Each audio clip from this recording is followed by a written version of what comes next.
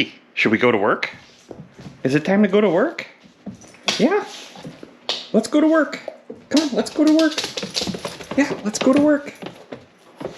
Hello, welcome to Topper Machine. I'm Josh Topper. So today's job is an emergency job.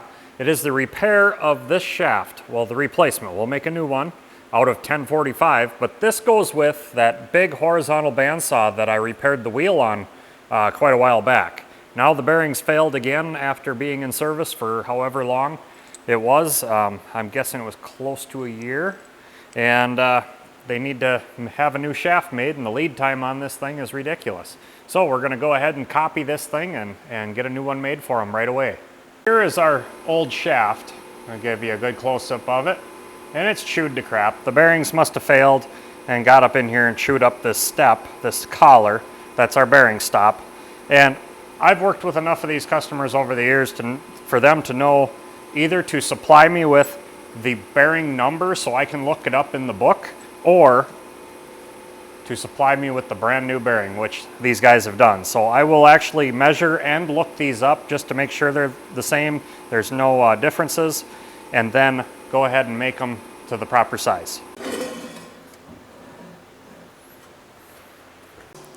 All right, so we're gonna get our material in, our filthy old dirty Johnson here.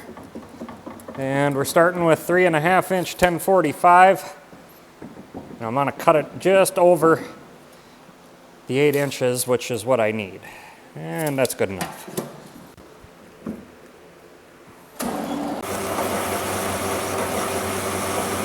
So partway through here, I noticed it was cutting horribly crooked, and I stopped, backed her out, and checked my blade, and I could see it was bouncing. I had a bunch of teeth missing from cutting something really hard. So I changed out my blade. I'm running at a slower speed right now on the blade just to break it in, but she's cutting way faster. I'm very happy with that.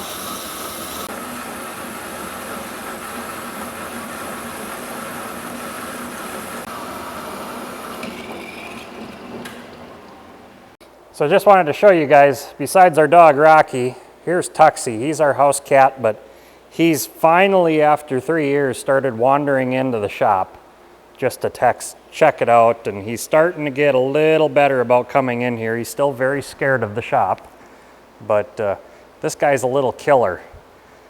I've never seen a cat catch hummingbirds before.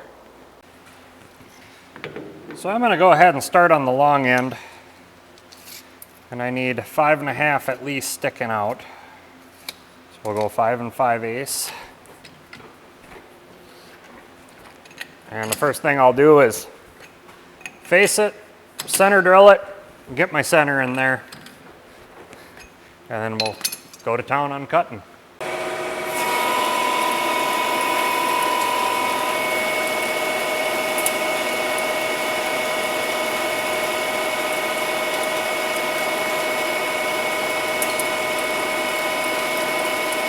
Now I'm taking 200 thou, 100 aside.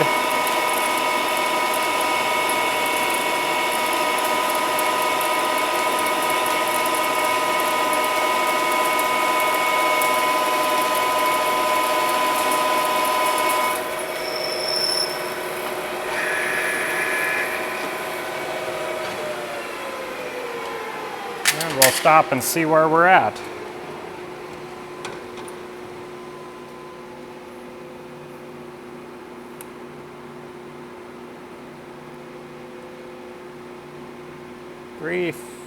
$295.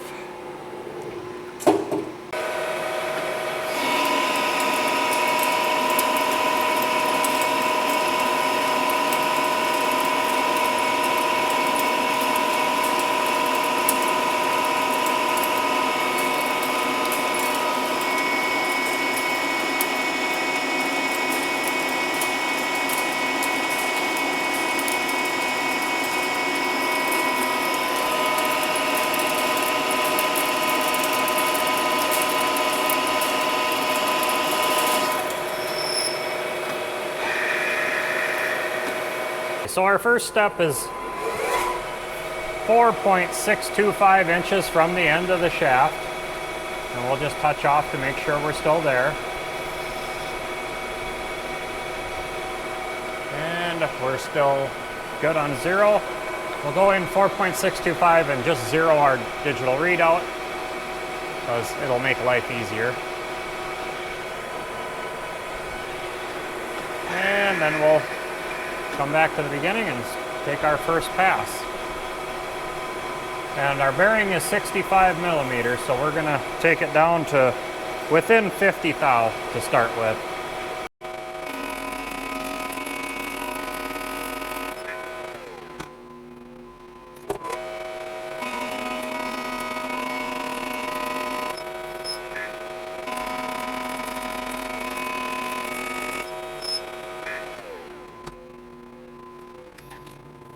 So I got it all roughed out. Now all I'm doing is running coolant on it just to cool the shaft off. Get it down to a reasonable temperature, because you don't want to try to machine your bearing fit while your surface is hot. I've learned that one of the very first things I learned was on a 2 3/16 shaft, if it's hot when you get to that, from 4-inch down to that, it'll shrink about 3 thousandths and your surface will be shot. So I always cool everything off before I take my final passes. And actually I'll take 2 passes and then I'll cool between each pass to get my final dimension. All right, so we're at 639, 2.639, and she's cooled off. And we're gonna go ahead and take 50. So we'll just touch off, see where we actually landed.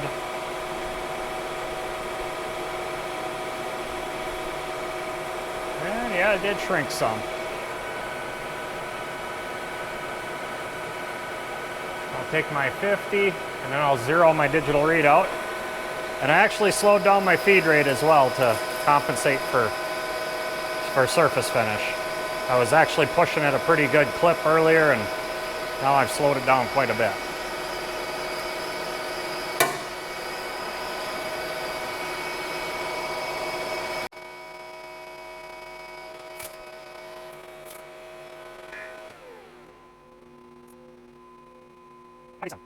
So that's 28 thousandths more. Because I zeroed my readout, we know I'm going to be good. And I'm actually going to take 27. That's far enough. And we'll go ahead and measure that step.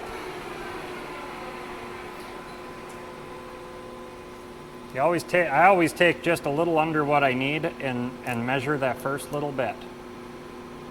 This is all sacrificial here anyway. We got to turn it down for the other 2 steps. And I have 2.561. So I'm going to go ahead and just turn it into the 28. And then I'll polish out that last. It'll actually be less than 1 thou. We'll polish it out for the bearing fit.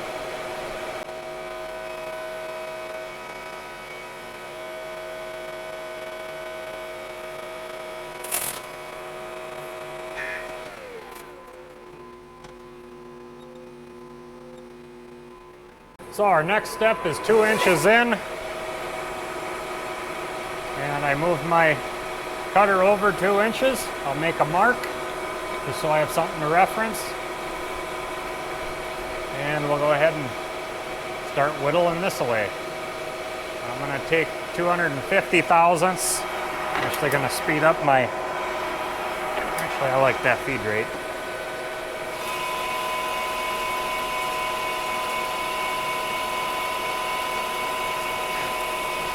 Yeah, that's making a nice chip.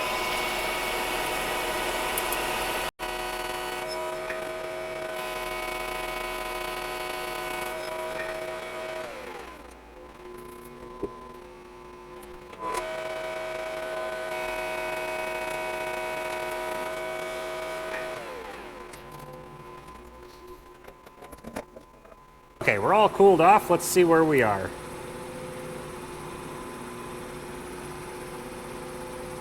.852. And we need to be 1.771, which is 45 millimeters. So we'll go ahead and take 40 thousandths and then check it again.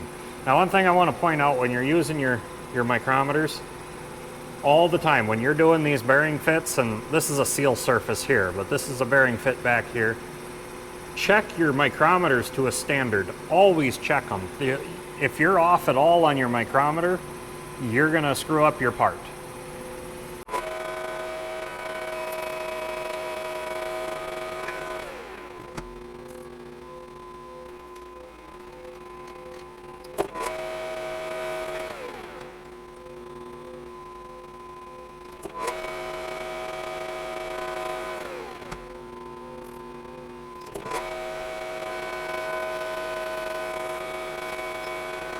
Our next step is 687 deep, and it's a 36 by 1.5 millimeter thread.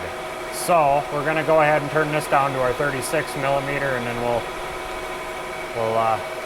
thread the metric.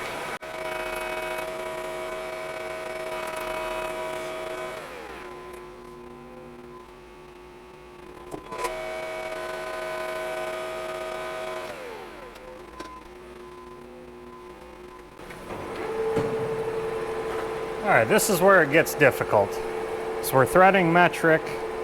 That means we can't disengage the feed nut, we have to reverse the spindle. So I'm gonna go ahead and actually chamfer the end of my shaft first, and I always like to use my threading tool there.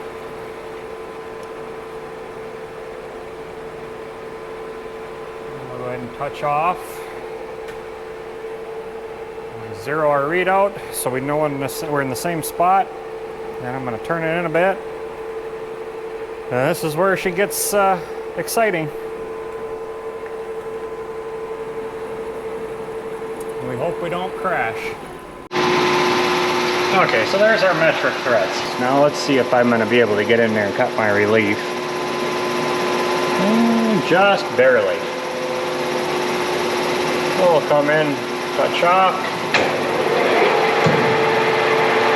Need to make a little thread relief here.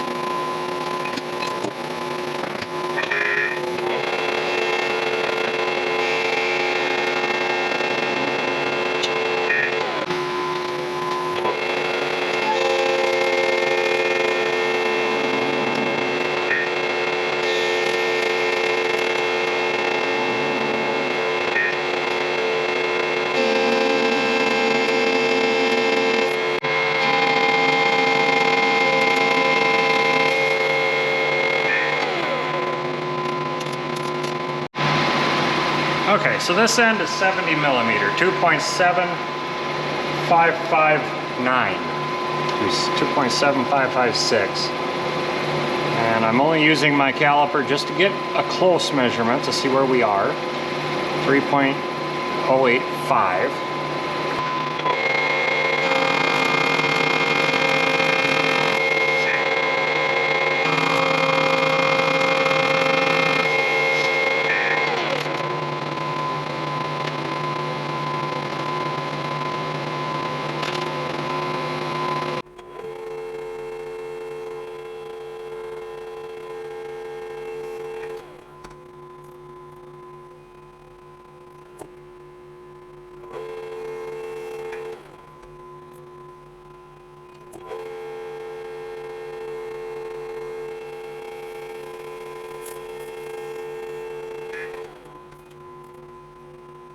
All right, so I left myself about 1 thou to polish it.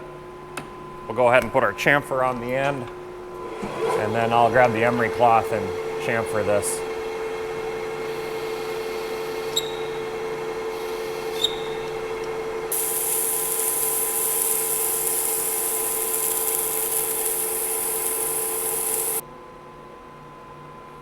And we're right there. Perfect. So the last step here is to drill and tap this end. This is the last step in the lathe.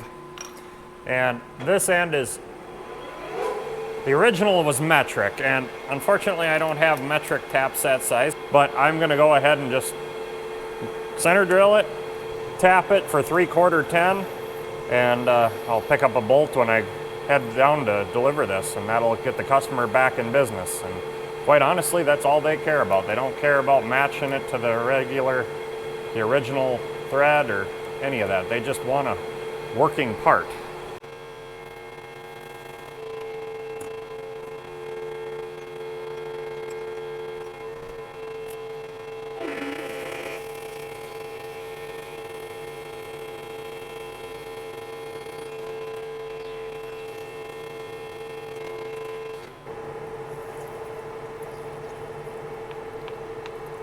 Now, a lot of guys just oil their taps. I run coolant, especially on the lathe, and I'm just spinning in there, which I'm not happy about, but we got started.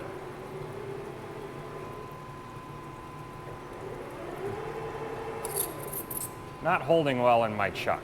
I'll back it out a little. And this tap ain't the best. I ordered new taps, but they're not here yet because of where we live. Everything takes so long to get here. So this tap will get the job done, but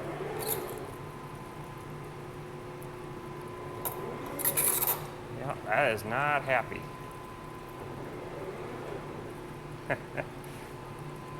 Well, I'll get this, I'll finish it with the hand tapping it, and then we'll be okay.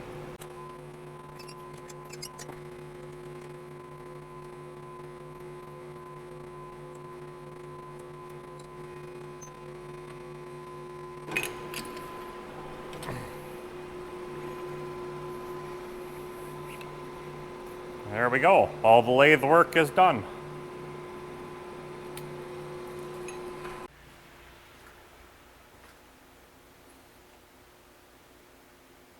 All right, so we're over here at the Bridgeport, and the final piece of this puzzle is to drill. Remember, we drilled in the end here. There is a grease hole right here that comes out. So we need to drill that grease hole. Now, I always indicate off my back jaw, and my readout is set up to my back jaw.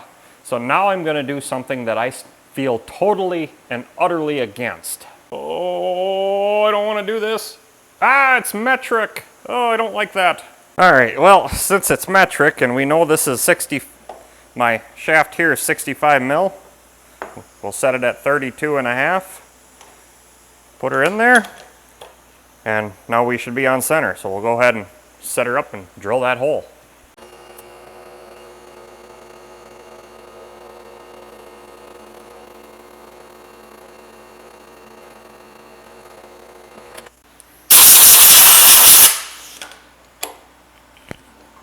And the absolute last thing to do, blow out the grease hole.